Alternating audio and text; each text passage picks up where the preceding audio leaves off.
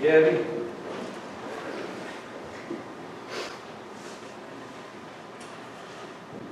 You know what? I don't know about y'all, but I think I would rather go out and cook hamburgers on the grill than listen to another stewardship sermon.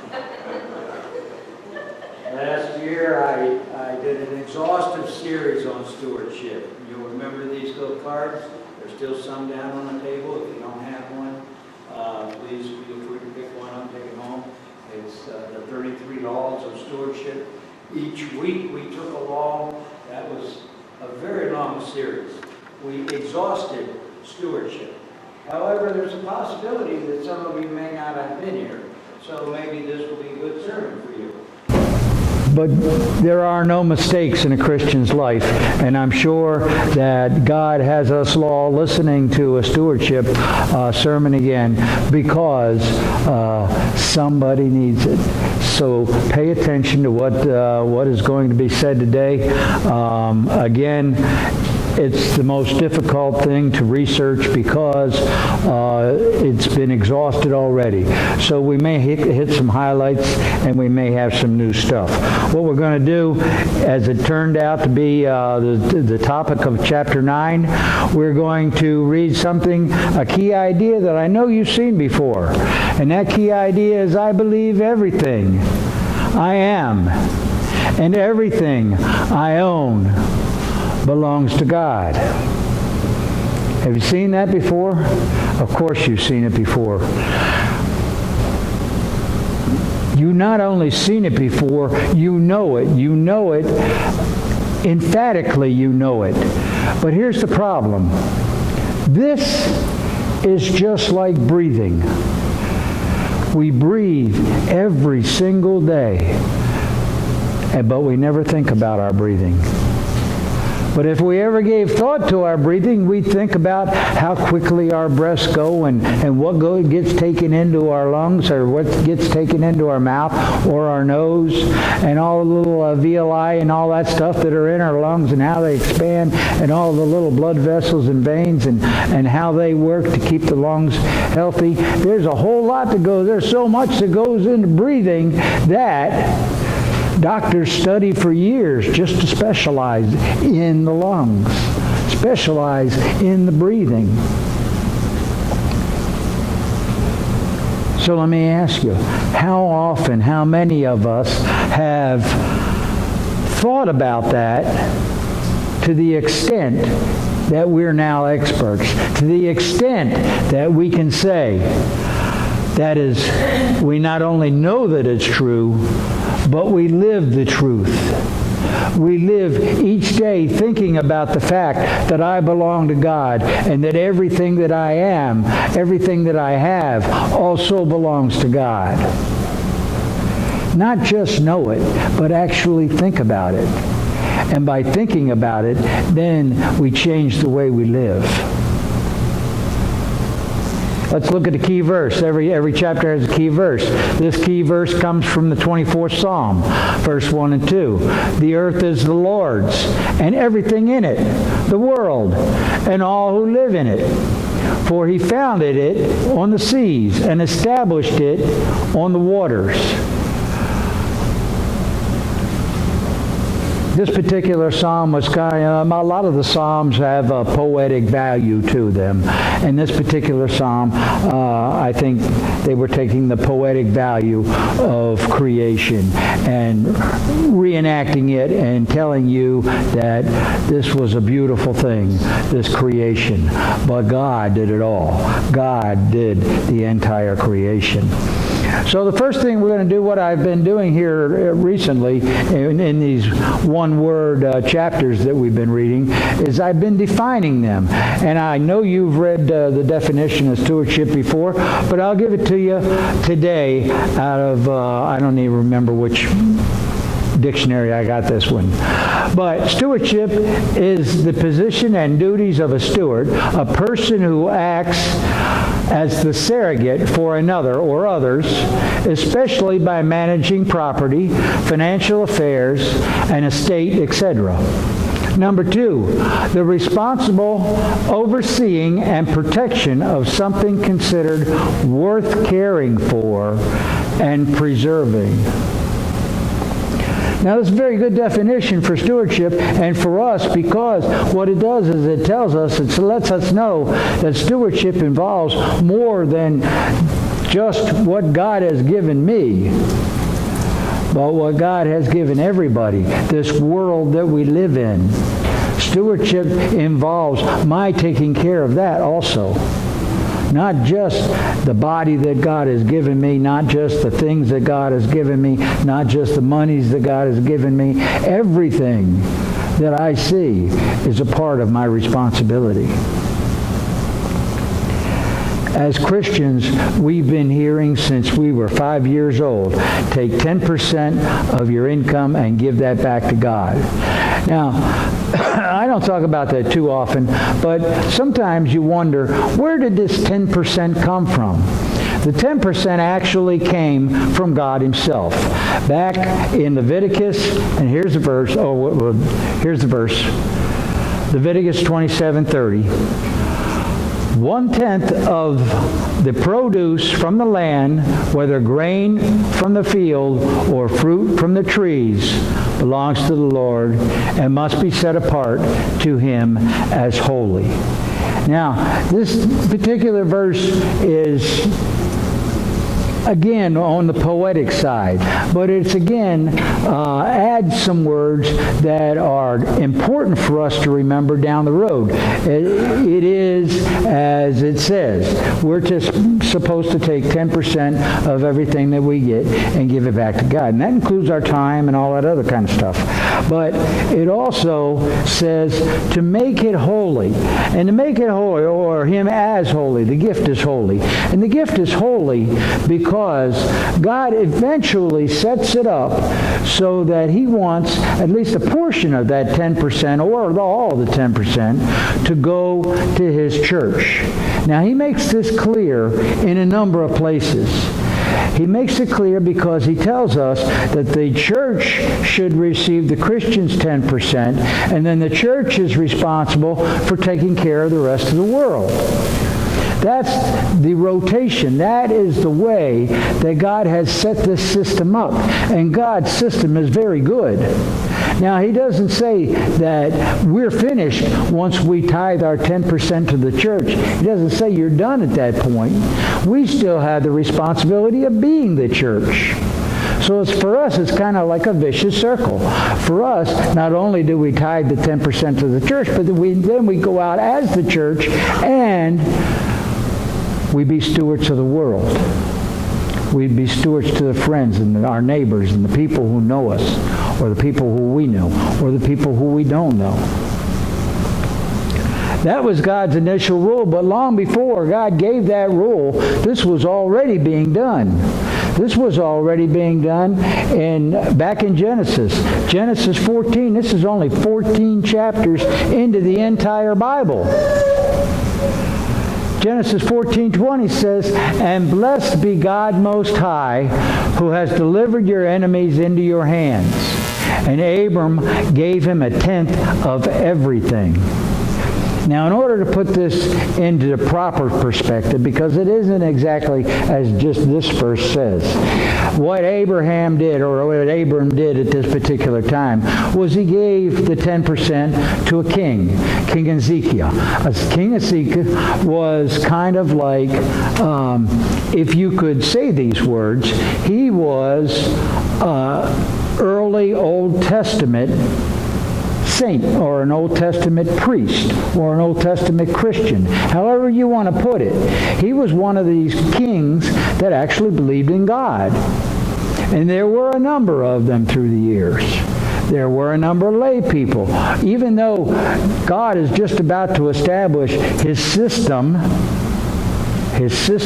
with Abraham and then Israel, even before that, there were still people who believed in God and wanted to do God's will.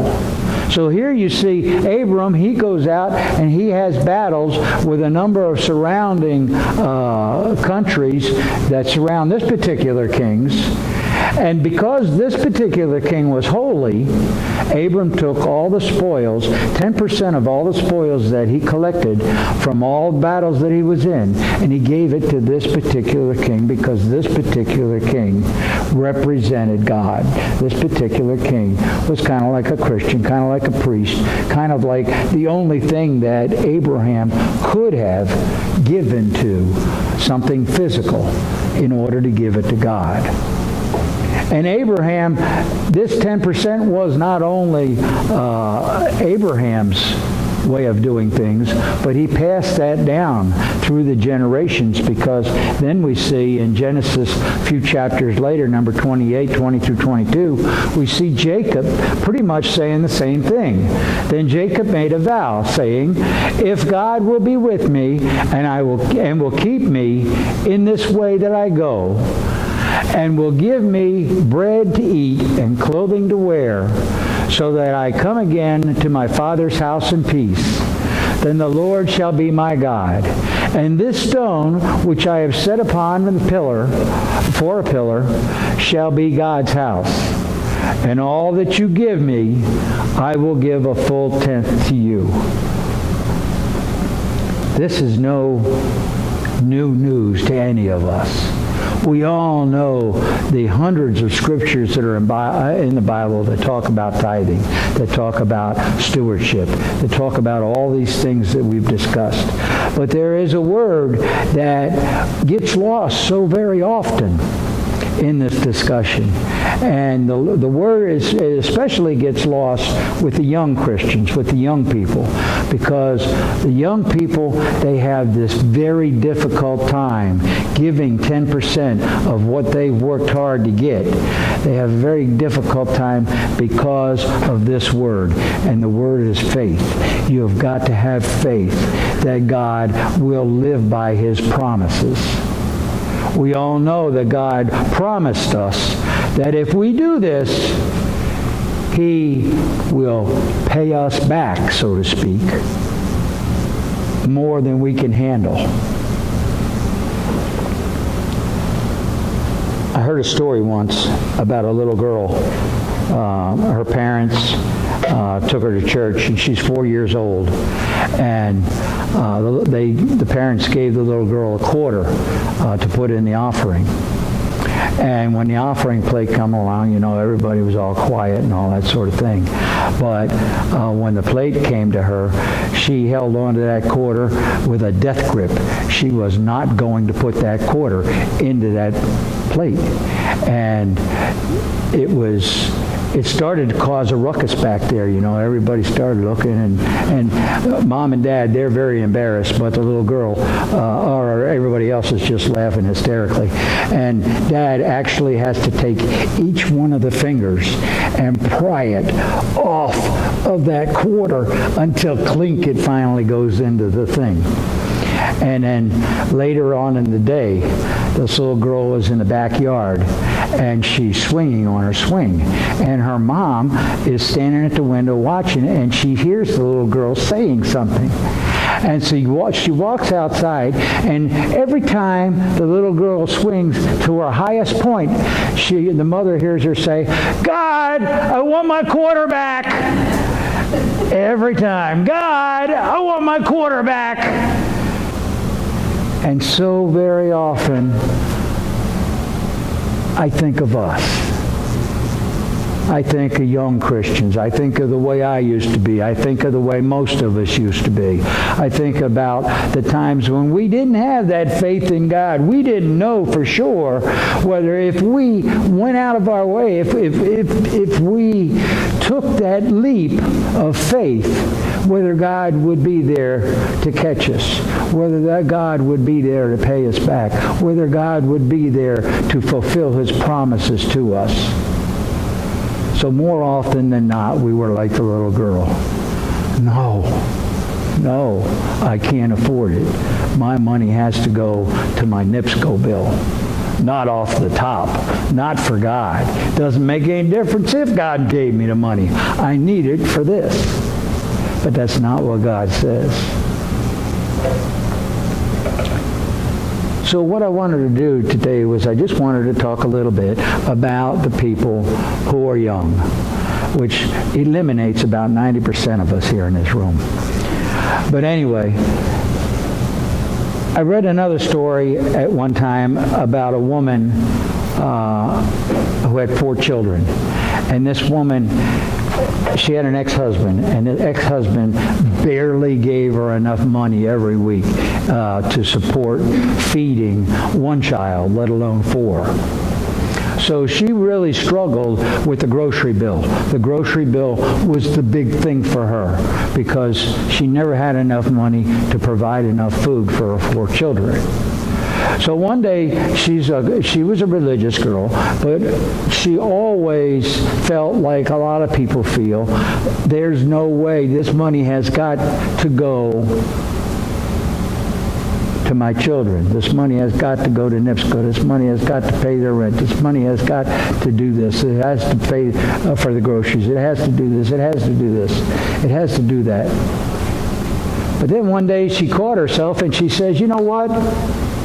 I'm just going to put my trust in the Lord. She prayed about her grocery problem, and then she says, all right, that's it. I'm done. I'm going to put it in your hands, God. The next check she got from her husband, a measly little check, she took 10% of that off the top, and she tithed with it. Didn't hardly take 2 weeks, and God responded to her. You know how he responded to her? He gave her a job. 2 weeks later, she got this job. And this job was for a cookbook company. And what the company wanted her to do was they give her a recipe, and they wanted her to go shopping for all the ingredients for that recipe. Take it home and put it all together and make whatever dish this was. And then they would send a photographer out, and he'd take a picture of it. That was all the job was. She got to keep everything she baked, everything she made. She got to keep all the groceries all the ingredients that she had bought to make this, and she got a small salary on top of all that. Can't you just see God in that response? Can't you just see the perfection of how God works in our lives? It was said to her whole life of recent, her whole life was worrying about the groceries, worrying about the grocery bill. And God fixed it so she never had to worry about groceries again, ever. You talk about people with low incomes. I will tell you, incomes are relative. I read the story once about an African fellow who had 6 kids, and he lived on a salary of $10 a month. And this particular guy, a missionary, was talking to this guy, and this particular guy had a problem. The problem was his entire village was afflicted with a disease, and that disease was that it was making their children blind. And it wasn't only his village, but it was the villages all around him. But the good news was that there was a vaccine for this blindness. If you were given the vaccine before you got blind, then you wouldn't go blind. And the vaccine was only 50 cents a shot. So he's telling this missionary, he says, I prayed to God. I prayed and I prayed and I prayed. God, send us somebody, send this village somebody who is rich. Now to him, like I say, everything's relative. Rich was probably $50 a month. Send us somebody who's rich. And I prayed and I prayed and I prayed, and God never sent anybody who was rich. But I was praying one day, and God told me, I could actually hear him tell me, he told me, you pay for the vaccine. So he goes home and he tells his wife about this revelation of what God wanted him to do. And together she and he sat down, and they figured out a way that they could take 50 cents of their $10 every month and pay for the vaccine for one child. The missionary went back to talk to this guy 7 years later. He says God still hasn't sent us anybody to give these vaccines or to pay for these vaccines. But now, after 7 years, my wife and I still on $10 a month, and nothing's changed there. We have had vaccinated 84 children who had their sight because of this guy. So it doesn't make a bit of difference that you don't make any money or that you make very little money. God will work with who you are. God will work with what He gives you. God will work with what you have. And God's system works.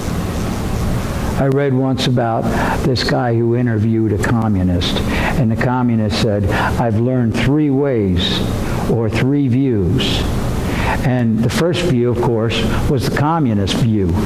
During the 70 years communism was in their country, people were told that the communist government owned everything, and the government would provide for everyone. He says, but then communism fell. And then the American view came. When communism fell and the people came from America, they said that capitalism was the way to go, where people own everything and they have to provide for themselves. And then he said he happened to be in a missionary Christianity class. And then he says, and then I learned God's way. Eventually, I learned the truth. God was the owner of everything, and He was our provider. I learned this was the best view of all, and that all people had to do was be faithful and generous with whatever God gives them.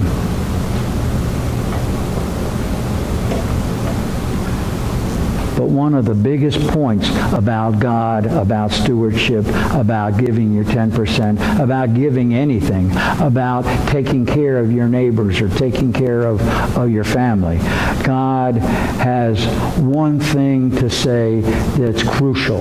And that one thing we find in 2 Corinthians 9:7, and that is that each one must give as he has decided in his heart, not reluctantly or under compulsion, for God loves a cheerful giver. This is so important.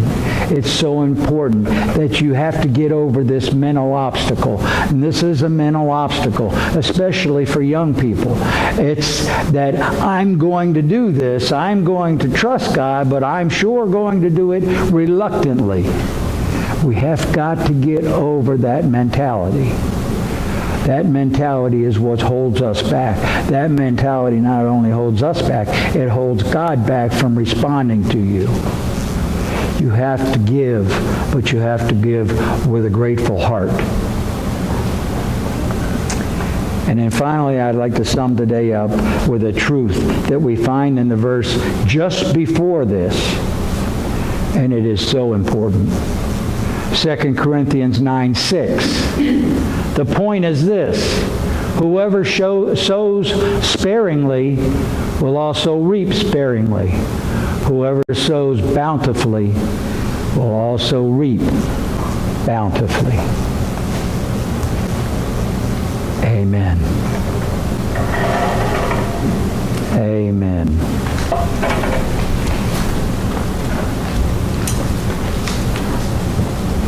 All right, if you will turn in your hymnals to the Offering and Communion song, number 193, Holy, Holy, Holy.